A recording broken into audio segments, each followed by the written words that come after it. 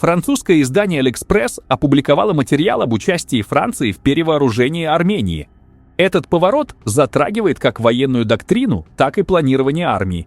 Хотя он еще не настолько радикален, чтобы говорить о полностью готовой к любым вызовам современной армии, но это в корне меняет ситуацию как в регионе в целом, так и внутри самой Армении, которая ускоренными темпами перевооружается современными образцами техники. Армия до 2021 года и армия после 2022 года – это две совершенно разные армии, и не видеть или не признавать этого просто глупо. Доверие армян к российской модели безопасности фактически рухнуло.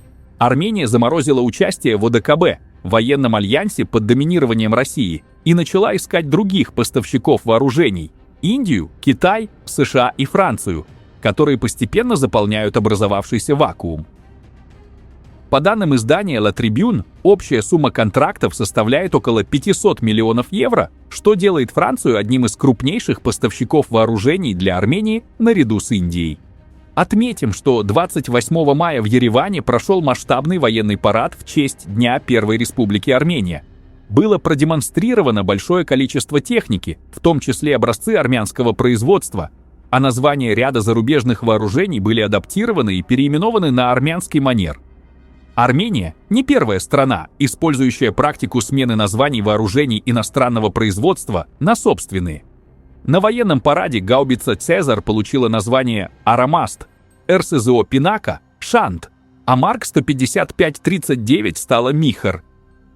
В Израиле действует устоявшееся правило: любому иностранному образцу при принятии на вооружение присваивается собственное имя на иврите.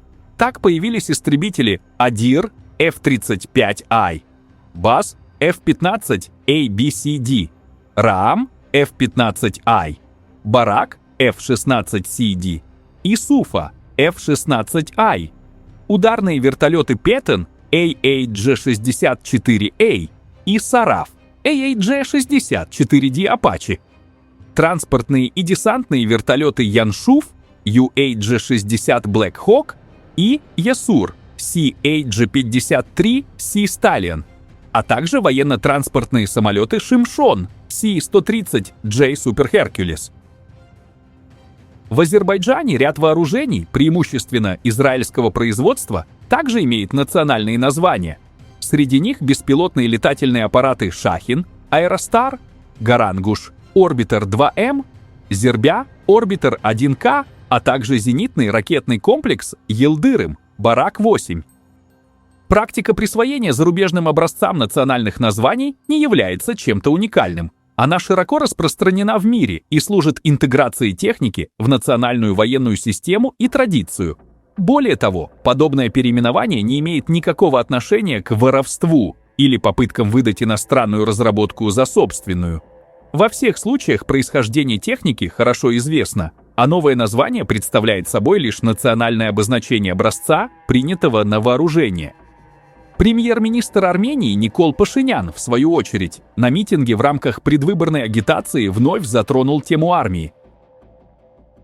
Он напомнил, что министр обороны отметил: после военного парада Серж Саргсян заявил, что армянская армия является сиротой. Армия была сиротой в ваше время, потому что наших солдат вы кормили объедками. У нашей армии не было вооружения. От 70 до 80% составляли выброшенные другими остатки и обрезки. А сегодня армия вооружена современным и сверхсовременным оружием, заявил Пашинян. Рубин Рубинян в своем выступлении отметил, что армия приобрела оружие и боеприпасы на миллионы долларов. Но я хочу уточнить, наша армия приобрела вооружение не на миллионы, а на миллиарды долларов, подчеркнул премьер-министр. Он также отметил, что на состоявшемся накануне на площади Республики военном параде граждане увидели не только продукцию зарубежного производства, но и, что особенно важно, современное и сверхсовременное вооружение производства Республики Армения, которое сегодня уже экспортируется в развитые страны. Плавно перейдем к другой теме, связанной с Россией, которая в последнее время все более агрессивно ведет себя по отношению к Армении. Вопрос роли армян России сегодня становится принципиальным. Являются ли они лишь инструментом в руках Кремля или же потенциальным ресурсом для развития самой Армении? Не секрет, что армянская диаспора играет значительную роль в жизни страны, если учитывать родственные связи и масштабные денежные переводы из России. Однако, в отличие, например, от армянской диаспоры во Франции, российское армянство играет непропорционально малую роль во внутренней политике России. Российское руководство сознательно превратило миллионную армянскую общину в рычаг давления на Армению, при этом фактически нейтрализовав этот рычаг внутри самой России.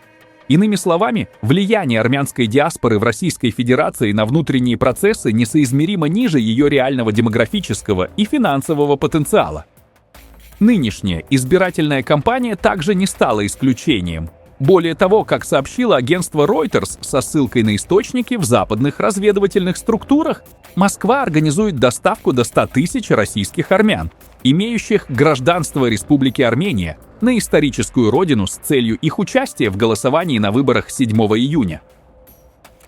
В Кремле, разумеется, рассчитывают, что эти избиратели поддержат пророссийских кандидатов. Одновременно с этим ухудшение социально-экономической ситуации в самой России на фоне войны против Украины, а также многочисленные, порой абсурдные ограничения и запреты, вводимые путинским режимом, вызывают все менее скрываемое раздражение в российском обществе. Российские армяне, как органичная и традиционная часть этого общества, не могут оставаться в стороне от происходящих процессов. Дополнительным фактором стало восприятие политики России по отношению к Армении и Арцаху в 2020-2023 годах, а также недавние ограничительные меры, включая фактическое закрытие российского рынка для армянского коньяка, минеральной воды, овощей и фруктов. Все это породило у армян России множество крайне неудобных для Кремля вопросов. Действительно ли Россия является союзником Армении и можно ли всерьез говорить о братских отношениях между двумя странами? Если не учитывать сравнительно узкий круг убежденных путинофилов, то в среде российских армян, судя по многочисленным сообщениям и обратной связи, началось заметное внутреннее брожение. Часть людей открыто выражает недовольство антиармянской политикой Владимира Путина. Другие не поддерживают действующие власти Армении, но при этом считают политику Москвы чрезмерно жесткой и откровенно деструктивной. Некоторые уже приняли решение вернуться в Армению, другие всерьез рассматривают такую возможность. В этой ситуации перед армянским государством встает принципиальный вопрос: как правильно выстроить политику в отношении армян России, с учетом того, что значительная часть из них обладает паспортами Республики Армения. Этот фактор неизбежно влияет на внутреннюю жизнь страны и не ограничивается лишь парламентскими выборами. На фоне происходящих событий у части российских армян усиливается национальное самосознание и ощущение прямой сопричастности судьбе Армении. Официальный Ереван должен взять этот процесс под контроль и направить его в русло укрепления национальной безопасности. В частности, целесообразно создание сети информационных ресурсов, ориентированных именно на армянскую аудиторию в России. Такие платформы должны системно разоблачать фейки об Армении, отражать пропагандистские атаки, разъяснять суть внутриполитических процессов и подробно рассказывать о возможностях и преимуществах репатриации. Особое внимание следует уделить предпринимателям армянского происхождения, работающим в России, помогая им с переводом бизнеса и капитала в Армению, а также с последующим развитием их деятельности на родине. С реализацией этих шагов затягивать нельзя, поскольку антиармянская истерия в России имеет тенденцию к нарастанию. Не исключен сценарий, при котором армян попытаются сделать крайними в самых разных проблемах, включая возможное поражение России в войне против Украины. В таком случае путинский режим может пойти на депортации армян, не имеющих гражданства Российской Федерации, превратив их в инструменты для дестабилизации ситуации в Армении по принципу «за все происходящее благодарите Пашиняна». К подобным негативным сценариям в Ереване должны быть готовы как до, так и после выборов 7 июня. На этом фоне особого внимания заслуживает и энергетическая ситуация на Южном Кавказе. 18 мая Грузия и Азербайджан подписали ряд соглашений, полные тексты которых так и не были опубликованы, что вызвало критику из-за отсутствия прозрачности. Речь идет о 20-летнем соглашении по транзиту электроэнергии, продлении еще на 20 лет газового договора 2003 года, восстановлении пассажирского железнодорожного сообщения Тбилиси-Баку, а также подтверждений полного ввода в эксплуатацию железной дороги Баку-Тбилиси-Карс. Тбилиси, по всей видимости, пытается сохранить свое стратегическое значение на фоне нормализации отношений между Арменией и Азербайджаном и появления новых региональных логистических проектов. Одновременно усиливаются опасения, связанные с ростом энергетической зависимости Грузии от России.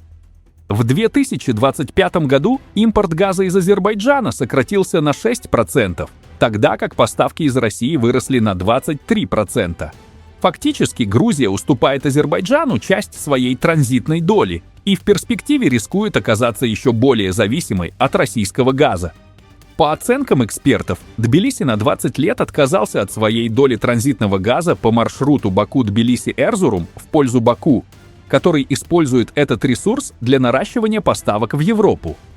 В этом контексте становится понятнее, к чему ведет общая картина. На фоне этих процессов Владимир Путин начал озвучивать угрозы, связанные с возможным подорожанием газа для Армении. Одновременно возникает и другая потенциальная альтернатива источников поставок. Вопрос лишь в том, у кого именно Армения в таком случае сможет покупать газ. И здесь все чаще звучит ответ «у Азербайджана». Пишите ваше мнение в комментариях и подписывайтесь на наш канал, чтобы не пропускать самые важные и актуальные новости мира и Южного Кавказа.